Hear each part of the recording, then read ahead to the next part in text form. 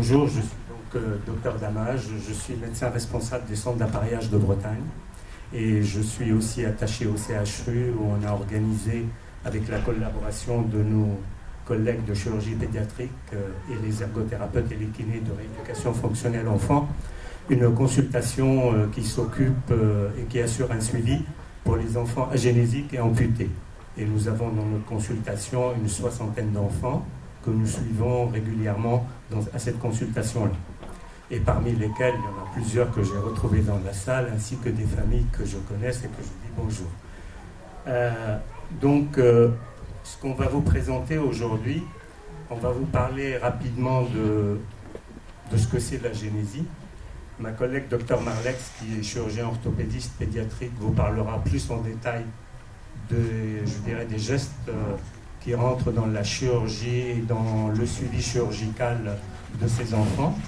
Moi, je vous parlerai surtout de l'appareillage, des types d'appareils, et je répondrai à ce moment-là à toutes les questions que j'ai entendues tout à l'heure, qui ont été soulevées par les familles. Moi, je n'aime pas les speeches un peu comme ça académiques, je préfère les échanges. Donc c'est pour cela que je dirai quelques mots pour présenter ce que c'est l'agénésie, les grandes lignes de l'agénésie. Je laisserai les détails au docteur Marlex, et puis après on répondra à vos questions, si vous êtes d'accord. Est-ce que ça vous va comme plan? Oui. Et moi je suis Alexandra Buchus, je suis ergothérapeute en rééducation fonctionnelle enfant au Pontchaillou, Rennes. Et donc moi je m'occupe essentiellement de la rééducation des prothèses des membres supérieurs. Le kiné qui s'occupe du membrane s'excuse, elle ne peut pas être présente cet après-midi. Voilà donc un peu l'équipe, on travaille tous ensemble, hein, c'est une consultation pluridisciplinaire où tout le monde participe à cette consultation. Donc moi je vais vous donner quelques lignes, hein, parce que sinon on va prendre tout l'après-midi là-dessus. D'abord on va définir l'agénésie. Hein, je pense que ça serait bien qu'on parle de quelque chose bien défini. Une agénésie, c'est l'absence partielle ou totale d'un organe qui va se faire lors du développement embryonnaire. À quel âge commence l'agénésie? On pense qu'à partir du 2e mois de grossesse peuvent commencer les agénésies, qui peuvent aussi survenir un peu plus tard, mais pas avant le 2e mois, qui est l'âge du début de la segmentation chez l'enfant, chez l'embryon. Quelles sont les étiologies, les causes de l'agénésie? Je vais simplement les citer sans rentrer dans les détails. D'abord, la maladie amniotique. La maladie amniotique, ce sont des ulcères inflammatoires qui vont créer ce qu'on appelle des brides, des sillons qui vont aller agresser les segments cartilagineux et va les empêcher de se développer. Il peut y avoir aussi des causes génétiques, c'est-à-dire ce sont des maladies de famille en famille qui sont une anomalie génétique transmise. Il peut y avoir aussi des causes infectieuses, comme la rubéole. Donc toujours s'assurer que les femmes sont bien vaccinées contre la rubéole, la toxoplasmose, toutes ces maladies infectieuses peuvent être à l'origine de l'agénésie. Il y a aussi l'étiologie liée aux médicaments. On a incriminé pas mal de médicaments. Les experts de pharmacologie ont mis pratiquement tous les médicaments en cause, mais on n'a pas exactement des vrais médicaments. On va dire si cette personne va prendre ce médicament, l'enfant va avoir une agénésie. Mais on a incriminé les médicaments. La 5e cause, elle peut être d'origine purement mécanique, c'est-à-dire que l'enfant, il est mal placé dans le ventre de sa maman, il va subir des compressions sur les zones de développement et ça peut aboutir à des agénésies. Et la dernière cause, qu'on appelle les causes idiopathiques, en fait c'est pour cacher notre ignorance, on dit c'est idiopathique, c'est comme ça. Voilà un peu grosso modo les causes qu'on connaît qui peuvent, mon docteur Marlex peut-être rentrera dans les détails plus tard. Quelles sont les zones qui peuvent être touchées par cette agénésie? Il peut y avoir les organes, tous les organes, mais nous aujourd'hui on va parler du membre supérieur et du membre inférieur. Le membre supérieur, c'est rare qu'il y ait une agénésie au niveau du bras.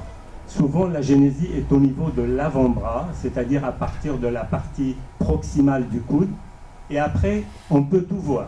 On peut avoir un radius, on peut avoir un cubitus, on peut avoir une main, on peut avoir des doigts, un doigt, 3 doigts, tous les schémas sont possibles. Mais en général, au niveau du membre supérieur, c'est rare que ça se passe au niveau du bras ou de l'épaule. Au niveau du membre inférieur, tous les segments peuvent être touchés. Le segment fémoral, le segment tibial ou le pied. Le danger avec le segment fémoral, c'est quand il y a une association d'une dysplasie de la hanche. C'est-à-dire que quand la hanche ne soutient plus le résidu du segment fémoral. À ce moment-là, il peut y avoir des luxations. Et pour mettre debout une personne, on n'a plus d'appui au niveau de la hanche. Et donc, du coup, l'appareillage devient de plus en plus difficile. D'où l'importance d'effectuer un geste chirurgical stabilisateur au niveau du bassin. Il est indispensable à un certain moment. Ça, c'est les solutions, les segments qui peuvent être touchés. Quels sont les gestes chirurgicaux? On verra ça tout à l'heure. Le principe au niveau du membre supérieur, c'est surtout sur le plan chirurgical, c'est quand il y a une partie séquellaire désharmonieuse ou disgracieuse, c'est de faire l'amputation au bon moment. Au niveau du membre inférieur, le problème, c'est l'inégalité des membres. Et à ce moment-là, soit on peut créer un allongement chirurgical, on vous parlera tout à l'heure, soit un allongement artificiel par le biais de l'appareillage. C'est quoi un allongement artificiel? C'est-à-dire on va mettre une orthoprothèse qui va compenser la différence d'inégalité de membres pour permettre à l'enfant de marcher sans boiterie, autant qu'on peut. Alors, quand on met une orthoprothèse, en général, les orthoprothèses sont proposées à partir d'une inégalité supérieure à 5 cm. Quand l'inégalité est inférieure à 5 cm, on peut les compenser par des chaussures orthopédiques. À partir d'une agénésie au niveau du segment fémoral, l'orthèse, elle doit englober en même temps que la jambe la partie importante de la cuisse, voire même une partie du bassin pour avoir un appui. Voilà grosso modo comment on appareille.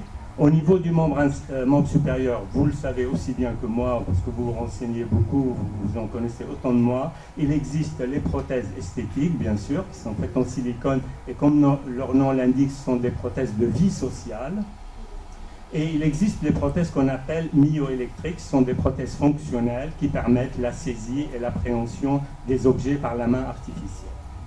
Tout ça nécessite un apprentissage. On en parlera dans la discussion, comment ça se passe, quelles sont les étapes, à quel moment on peut mettre ça, etc. Simplement, je veux répondre, entre guillemets, à la question que monsieur a évoquée tout à l'heure sur la présence de 2 prothèses par enfant. Ce n'est pas une invention, c'est une obligation. La loi autorise 2 prothèses par handicapé, une de secours et une qu'il peut porter. Donc si les parents ne le font pas, si les professionnels ne le font pas, c'est plus une négligence qu'une application des textes, parce que la loi l'autorise. Voilà. Mais au niveau de Théo, on a vraiment besoin pour marcher, on n'a jamais... Théo, pas marcher, courir. Oui. On me l'a jamais proposé. Oui, parce que je vais vous dire pourquoi. Parce que le problème des prothèses chez les enfants, c'est que si on en fait 2, on va mettre une première. Dans 3 mois, il va prendre 3 cm. Celle que vous avez fait en deuxième, elle va être au placard. Le problème au niveau des membres inférieurs ne se pose pas comme au membre supérieur. Le membre supérieur se développe beaucoup moins rapidement qu'un membre inférieur. Et un enfant qui grandit régulièrement, c'est bête de lui faire 2 orthoprothèses, dont une va rester au placard, et il va porter une, et au bout de 3 mois, quand il va prendre 3 cm, il va la mettre, elle va être inadaptée. Ou s'il prend du poids. Oui, mais quand il casse son pied, il ne peut plus marcher. Et bien là, c'est là où on fait intervenir en urgence nos professionnels pour qu'ils fassent ça au plus vite. Vous connaissez très bien le problème et les soucis qu'on a. Mais il est évident que si des parents disent bah, « moi je veux 2 », on fait 2. Hein, c'est pas, la question, on peut la faire. Mais bon, il faut être raisonnable aussi et voir si on ne peut pas toujours s'arranger avec les fournisseurs. Voilà, donc j'ai parlé des causes, j'ai parlé des solutions. Je vous parlerai plus au détail tout à l'heure en vous montrant des photos sur quel type de prothèses qui existent sur le marché, ce qui va arriver sur le marché, etc. Et je laisse la parole à ma collègue, Dr Marlex, qui va vous parler un peu de la chirurgie. À moi. Vous avez donné 5 causes. 6. Il y en a 6. 6, il y en a 7. Celle que... Pour moi. Oui, bah, oui, bah, On a avancé dans la science. on est ouvert. La fécondation in vitro, est-ce qu'il n'y est pas pour aussi? Là, Fécondation in vitro.